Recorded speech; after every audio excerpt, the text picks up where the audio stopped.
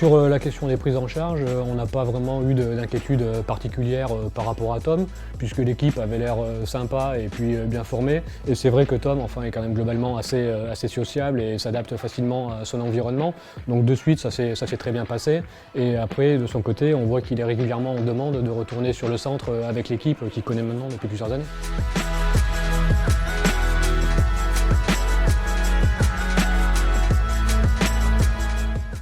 Tom, pour des questions d'attention et de concentration, on le met par période de demi-journée pour que ça soit plus facile pour lui et pour l'équipe qui l'accueille. On est toujours dans le contact avec les équipes et il n'y a jamais eu de moment ou de période où on était sans information avec eux et sans échange.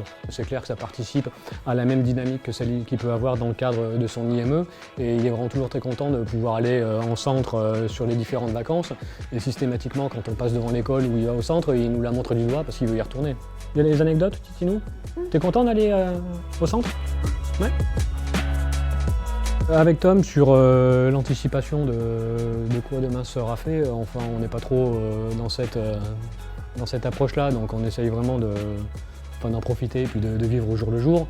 Donc peut-être que demain, effectivement, si on le sent davantage prêt à s'investir un peu plus sur le centre de loisirs, on pourra l'inscrire sur la journée, plusieurs journées, et éventuellement peut-être un jour le lâcher sur plusieurs journées dans le cadre d'un séjour un peu plus longue durée. Mais moi je pense pas que ça soit encore pour demain, hein, Titi.